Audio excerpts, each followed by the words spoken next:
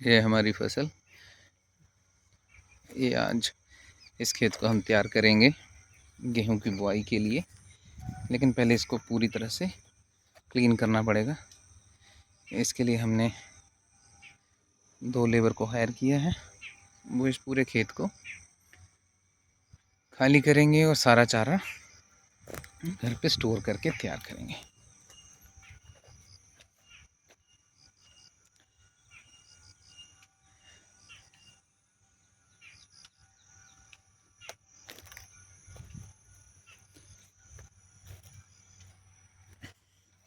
ऐसा घास जब लास्ट में बच जाता है और गेहूं की बुआई से पहले ये लास्ट वाले काम जो हैं वो पेंडिंग रह जाते हैं खेतों को तैयार करने से।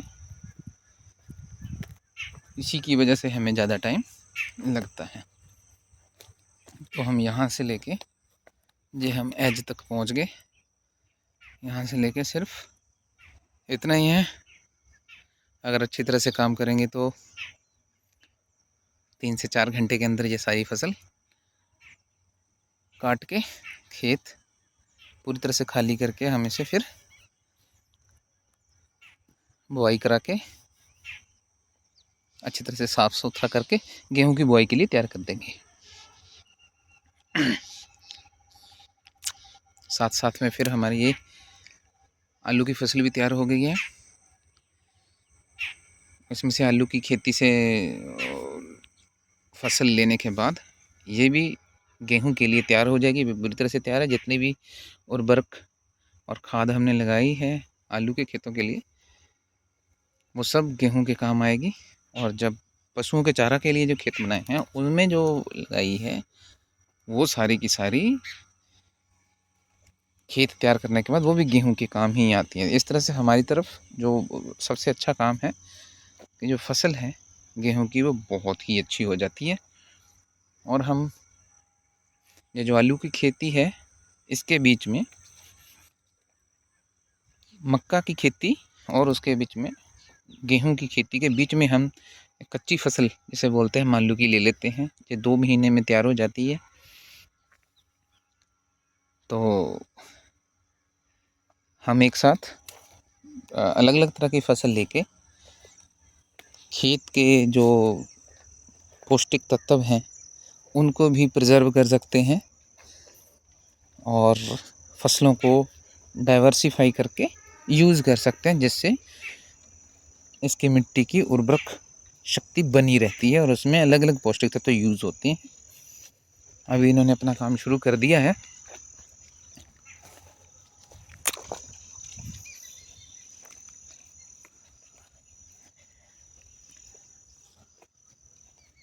ये हमारे पड़ोस के जो आलू की खेती है उन्होंने लगा रखी है। वो हमारा साथ वाला खेत था। हर पेड़ के किनारे कुछ ना कुछ फसल लगाते हैं। हर खेत के किनारे पे पेड़ लगाया जाता है ताकि धूप में अगर काम करे तो छाया बनी रहे, उसमें आराम कर सके और फिर काम कर सके।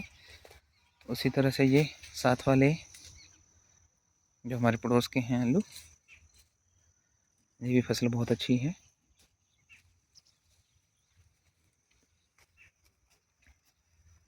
और हमें भी अपना ये वाला खेत तैयार करना है और पूरी फसल कटाने के बाद गेहूं की बुआई के लिए इस खेत को पूरी तरह से तैयार करेंगे।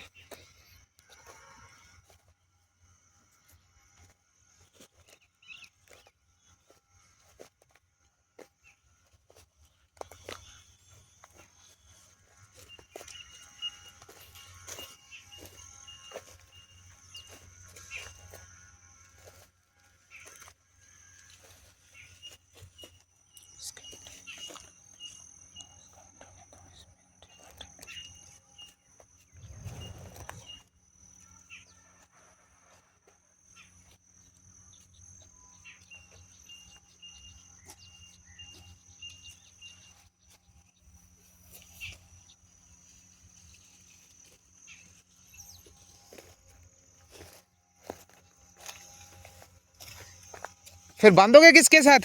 बांधने के लिए कुछ है? हैं? इसी से बना देंगे, ठीक है। नहीं तो भाई वो लेके आते हैं ना, वो लंबे से वो वाले जो पड़े हैं, हाँ उससे भी बना देते हैं ना। ठीक है ठीक है,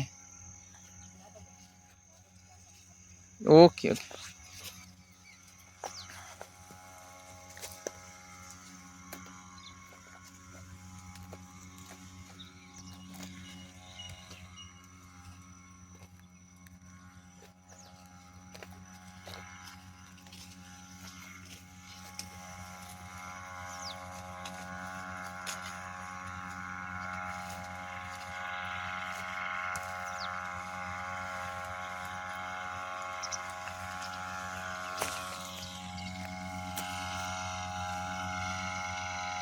और ये साथ वाले खेत वाले जो अपने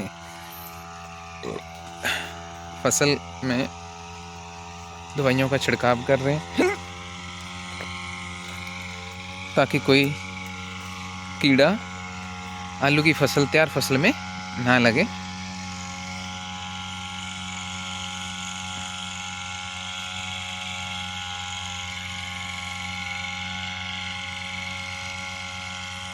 जो आजकल चल रखे हैं टॉनिक्स, वो लगाते हैं, उससे फसल थोड़ी अच्छी हो जाती है, पत्तों में कीड़े नहीं लगते हैं। और मैं आपको नज़दीक से दिखा देता हूँ।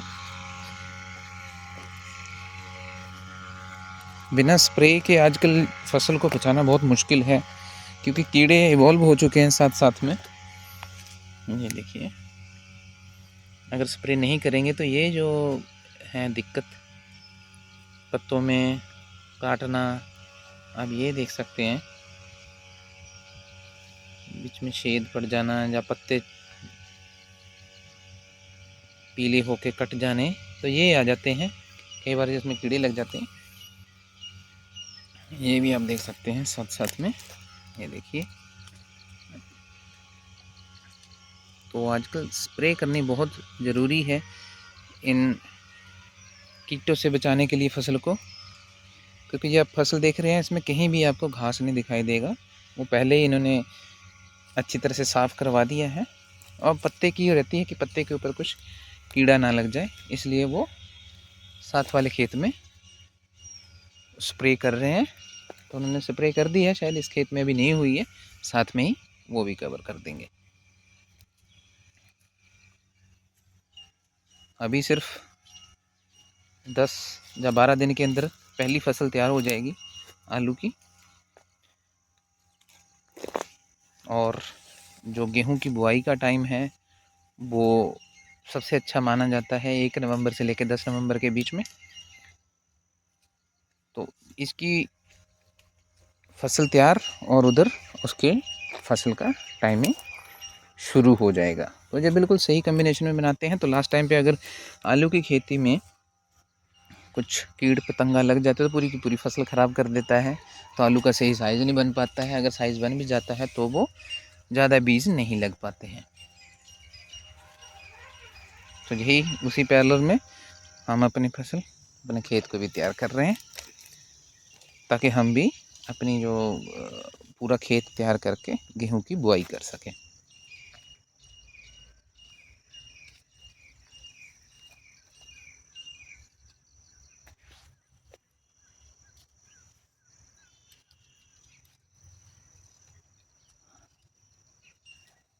सभी लोग इस वक्त अपने खेतों की तैयारियां ही कर रहे होते हैं। वो देखिए सामने, वो भी अपने खेतों में लगे हैं। हमारे यहाँ यही अच्छा लगता है, सब इस वक्त खेतों में उतर आते हैं। जो शहरों की एक्सरसाइज है, जिम जाना है, वो सब कुछ हमारे इन्हीं खेतों में बसा हुआ है। बस आप अपनी माँ जैसी ज़मीन को संभाल के रखिए, उस पर काम करिए, वो आपको खाने के लिए अन्न, दाना, सेहत सब कुछ देगी।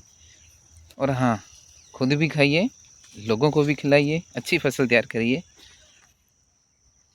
ये उम्मीद करते हैं कि इस वीडियो से आपको बहुत कुछ सीखने को मिलेगा, और ऐसी ही वीडियो जिनसे आपको ज्ञान प्राप्ति हो, या कुछ आप नई चीज़ सीख सकें, या जिनसे आपको लगता है कि अच्छा कुछ सुधार किया जा सकता है या कुछ आपकी नॉलेज में कुछ इजाफ़ा हुआ है, तो ऐसी वीडियोज़ के लिए आप लगातार सुन सकते हैं हमारे चैनल को। धन्यवाद।